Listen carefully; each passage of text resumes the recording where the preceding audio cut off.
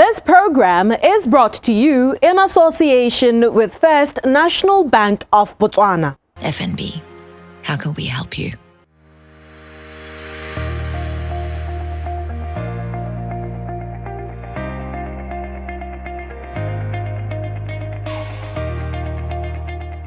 Outside of life, there's work. And outside of work, there's life. Our lives, however, have been characterized by working about 40 hours a week on average, which adds up to about a third of one's lifetime.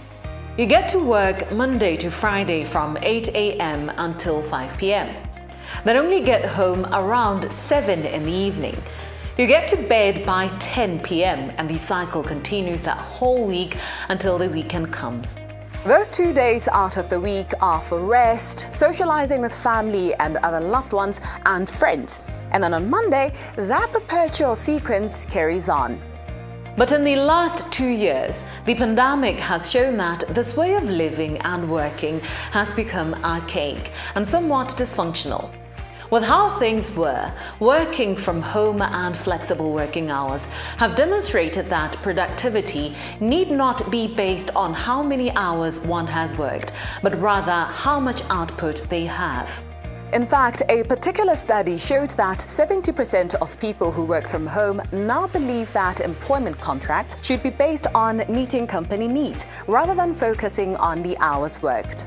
This because a large chunk of the survey believed they were able to get more done for work in little time and then get to spending time with family, relaxing or catching up on some further education.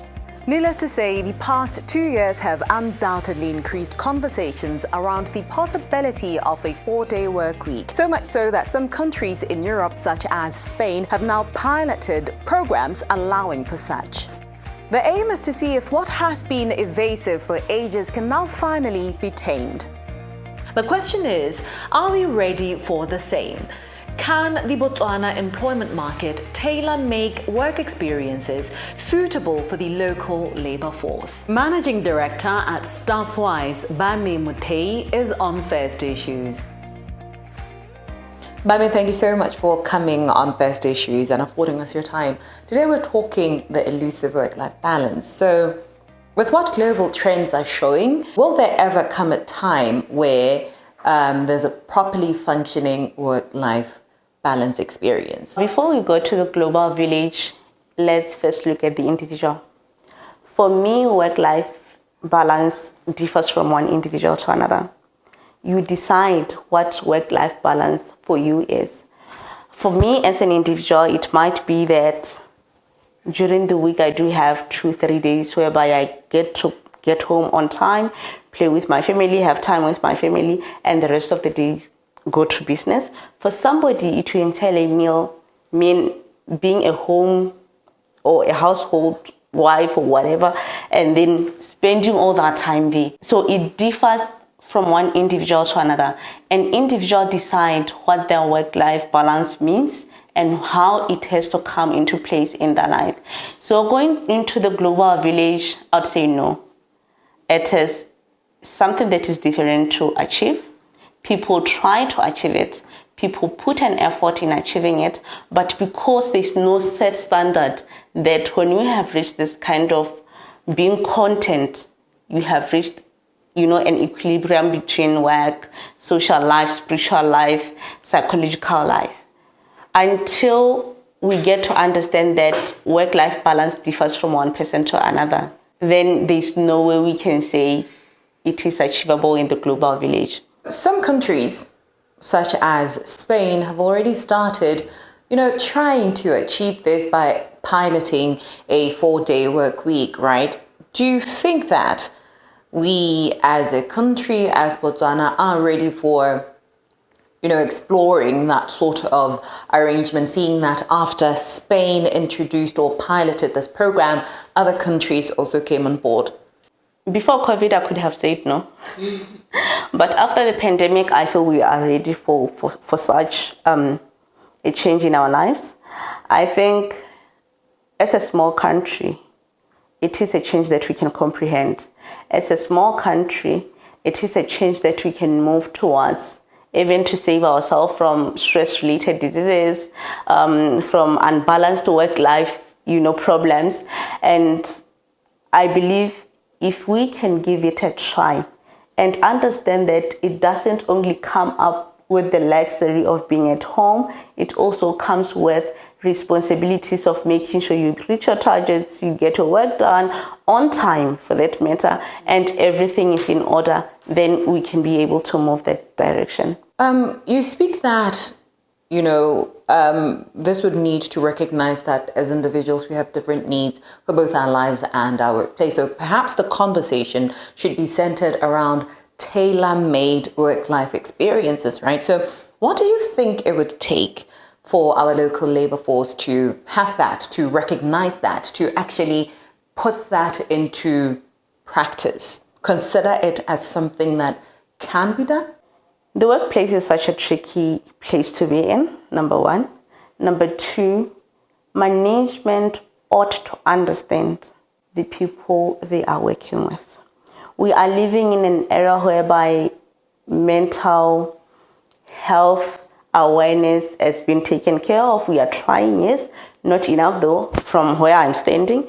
So what I'm trying to say to you is that as an organization, for us to be able to say work-life should be tailor-made, we should know who our people are, what their needs are, what working from home means to them. We have an organization A whereby if you send the people home, you'll never reach your targets, you'll never get results. They're always sleeping, they always have excuses, this and that. And then we have organization B, they'll be working from home and you'll think they're in the office. So understand the traits, understand the attitude of your workplace before you can even think of tailor-making it. Like I said, every individual have their own definition of work-life balance. So if I know candidate A's work-life balance idea is like this, and this one's idea is like this, then I'll be able to balance it off. You'd find that individual A would prefer working from here because at home she can't work because of kids 1, 2, 3, 4, 5. Individual B actually prefers the opposite of that. So for us to have tailored work-life balance solutions, we need to know the character, we need to know all the challenges that our employees can possibly face because of this.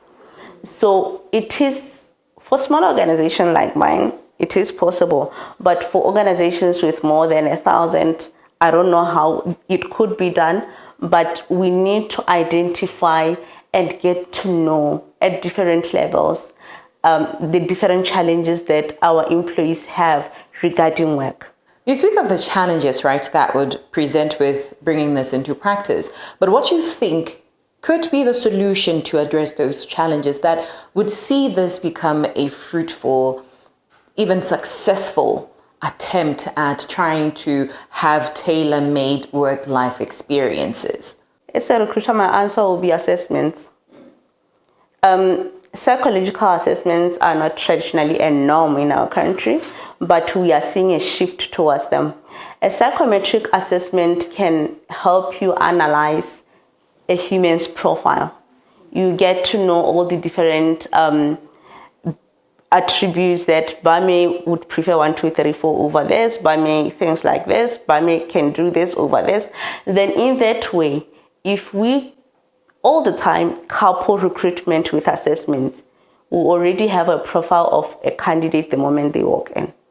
Then each time we need to make such, you just go to that file, you look at the report and you know that, no, this person really needs an environment like this one to prosper and doesn't need such an environment. So the reason why I'm going through assessments as the potential solution to this is because even if it's a learned attribute, that is something that you can carry on with you. We can be able to tell without having to do one-on-ones, this and that, by just looking at the report of a well, taken out assessment. So for me, it is important that when recruitment is done, it is done up to the last T. No shortcuts, no, maneuvering around. You do all the processes, including your psychological assessments, your integrity tests, and then you get the overall picture of the person you are bringing into the business. When that person, for example, is somebody who has been suffering depression, when they start showing signs that maybe they have attached or disattached themselves from other employees, you know it's time. I talk to her about going to see a therapist or just asking how are you and get to know what is really happening. Do you need to be working from home for the next 2-3 days? Yes or no? That's just it for me. For me, I think profiling your candidate very well and getting to understand your people is actually a solution to any problem you can have in the workplace.